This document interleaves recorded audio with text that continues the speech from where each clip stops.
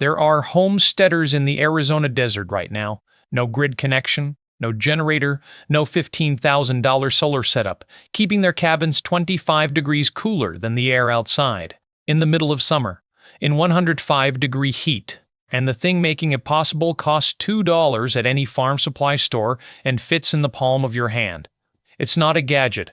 It's not a filter. It's a powder. A powder that's been quietly doing this job for centuries, until a single patent filed in 1902 made sure most people would never hear about it again. But here's what makes this interesting. 17 states have some form of restriction on this substance, and when you find out why, it tells you everything about who benefits from you not knowing this skill. Stay with me, because by the end of this you'll understand not just what this powder is and exactly how to use it, but why the science behind it is so effective that passive house architects in Europe are now rebuilding entire climate systems around the same principle your great-great-grandparents used without thinking twice. The substance is calcium chloride. You've seen it your entire life without knowing it. It's the white pellet spread on icy roads every winter. It's on the label of your packaged cheese as E509. It's in the little silica-adjacent desiccant packets that keep moisture out of electronics and food containers during shipping. It costs roughly $2 per pound at farm supply stores, agricultural co-ops, and online suppliers. It is, by any measure, one of the most available and overlooked compounds on the planet. And almost nobody in the modern homesteading world talks about using it for cooling, because the connection between a road de-icing salt and your summer comfort isn't obvious, until you understand the chemistry. Because once you understand what calcium chloride actually does to the air around it, the application becomes almost embarrassingly simple. Here's the core behavior. Calcium chloride is hygroscopic. That means it doesn't just resist moisture, it actively pulls water vapor out of the surrounding air with significant force. And when it does that, something else happens, something that becomes the foundation of this entire system. But to understand why that matters, we need to go back about 2,400 years. In ancient Persia, modern-day Iran, engineers were building structures that maintained near-freezing internal temperatures in the middle of the desert. No electricity, no refrigerant, no moving parts. These were called hyat, literally ice pit, and some of them are still standing today, having functioned continuously for over 2 millennia. The physics they exploited is the same physics at the core of this $2 system. It's called evaporative phase change cooling. When water transitions from liquid to vapor, it absorbs thermal energy from whatever is around it, pulling heat out of the air, out of surfaces, out of the environment itself. The air cools, sometimes dramatically. Persian engineers paired this with wind catchers, tall chimney-like towers that funneled prevailing desert winds down into underground chambers where they passed over water or wet surfaces before circulating through living spaces. Structures built with thick mud brick walls that absorbed heat during the day and radiated it outward at night completed the cycle. The same principle. Move air, exploit phase change, use thermal mass was built into colonial American root cellars, Middle Eastern caravanserai rest houses, and the thick-walled adobe structures of the American Southwest. Not because those civilizations were primitive, because they understood thermodynamics intimately, and they had no reason to overcomplicate something that worked.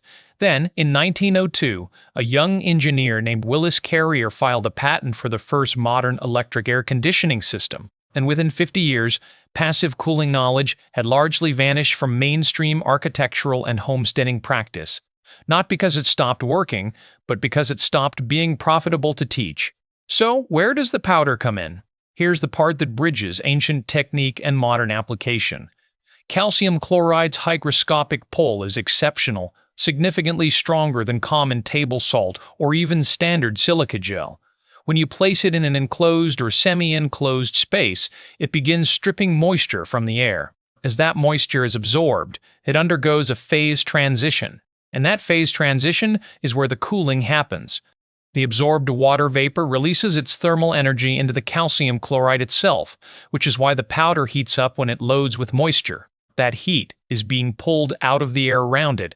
The surrounding air cools. The powder warms and eventually becomes saturated. You then remove it, dry it out in a low oven, and the cycle begins again. What you have, in effect, is a passive dehumidification cooling loop with zero electricity, zero refrigerant, and zero moving parts. The machine is a $2 bag of salt and a terracotta pot. This works best, and this is a critical caveat for homesteaders, in environments where ambient humidity is below roughly 60%. In the American Southwest, the Mountain West, much of the Great Plains, and most of the Intermountain regions, this system performs extraordinarily well. In the humid Southeast, Georgia, Louisiana, coastal Florida, the air already carries so much moisture that the calcium chloride saturates faster and the cooling effect is reduced. Still useful, just less dramatic. And here's something almost nobody mentions. The drier your environment, the more aggressive the cooling effect becomes.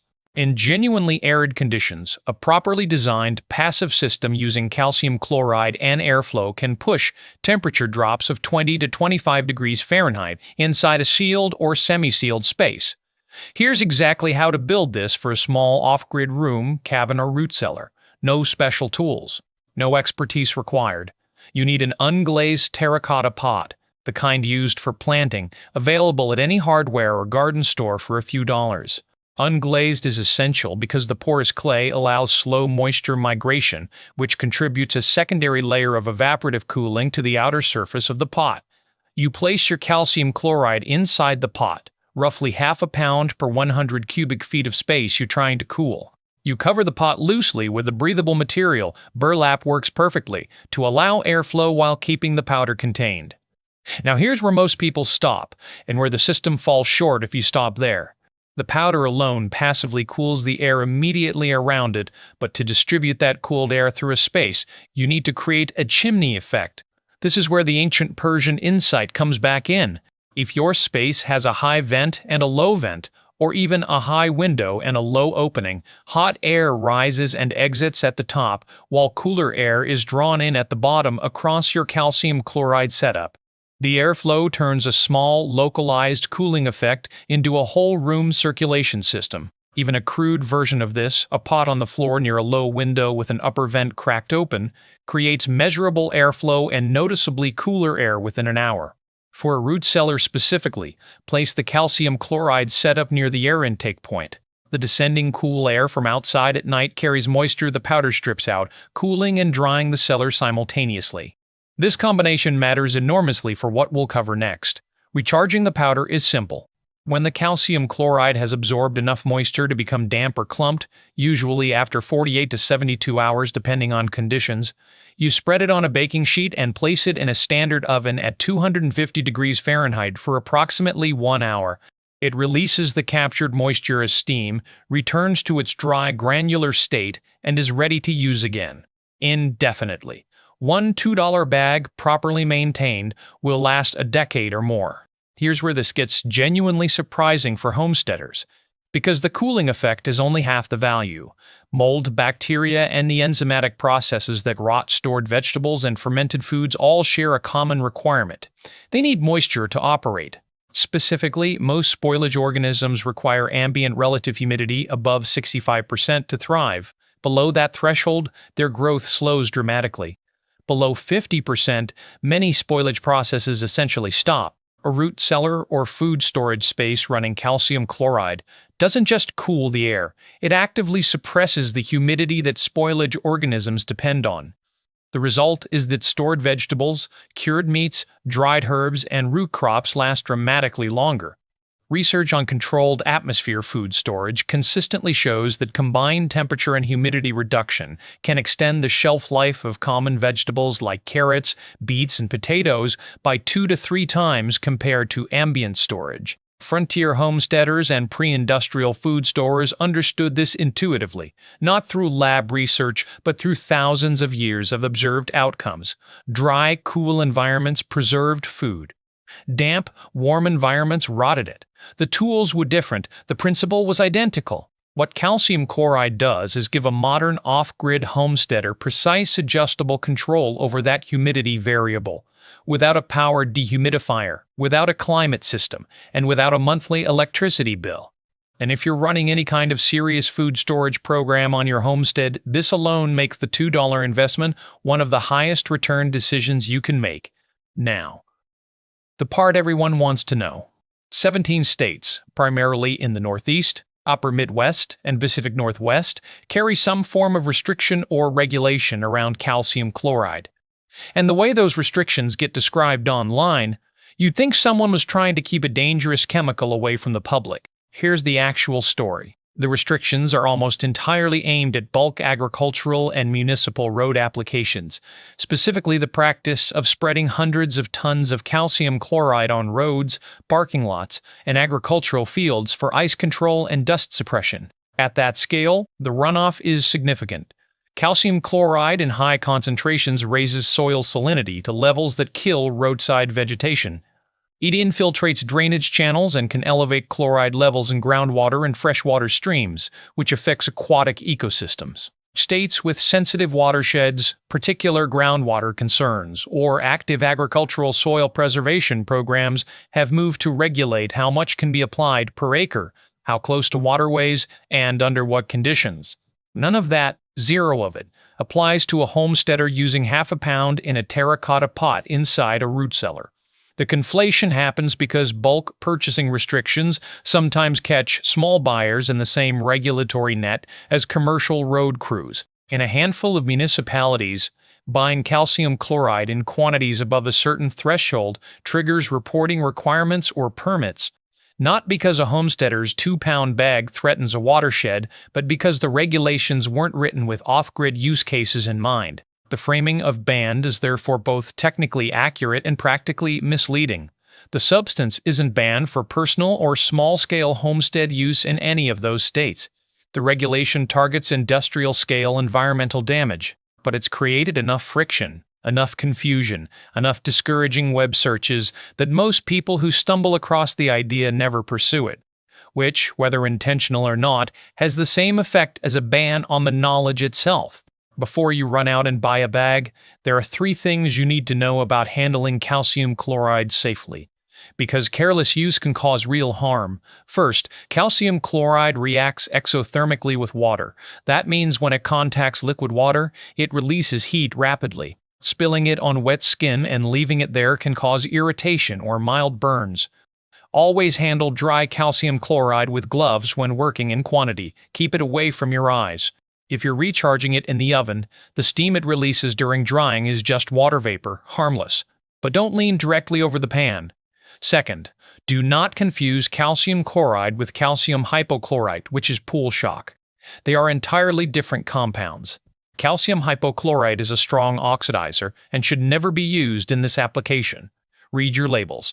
The bag you want is labeled as calcium chloride, usually sold for road ice control or concrete acceleration. Third, and this is the honest limitation you won't hear on most channels, this system is not a replacement for air conditioning in humid climates. If you're homesteading in the Gulf Coast region, coastal southeast, or anywhere with consistent summer humidity above 70 to 75%, your calcium chloride will saturate quickly, you'll be recharging constantly, and the cooling delta will be modest.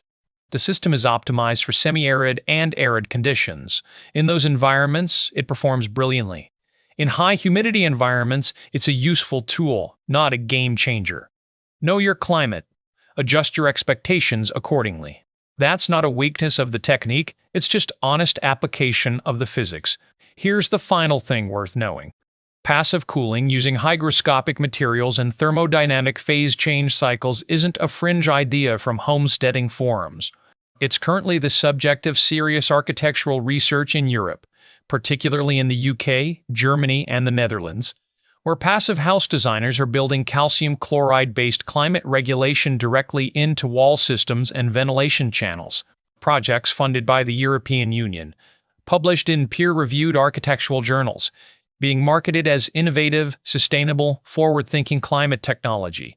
The same principle in your $2 bag. The skill your great-great-grandparents used without thinking about it is being repackaged as the future of sustainable building. What's old is being sold as new. What was free is being turned into a product. And what was common knowledge is being rediscovered by people with research grants and press releases. You don't need the press release, you need the bag. Calcium chloride, unglazed terracotta, airflow, $2. The rest is physics. And physics hasn't changed since the Persians figured it out 2,400 years ago. If you're building serious food storage or trying to keep a small off-grid space livable through summer without touching the grid, this is one of the most overlooked and highest return skills in the homesteading toolkit. Try it. Refine it for your specific climate and space. And when someone tells you the old ways don't work anymore, remember that somewhere in Yazd, Iran, a 2,400-year-old ice house is still standing, still functional, built without a single kilowatt of electricity. That's not primitive. That's engineering. If you've made it this far, you already think differently than most people. So here's a challenge.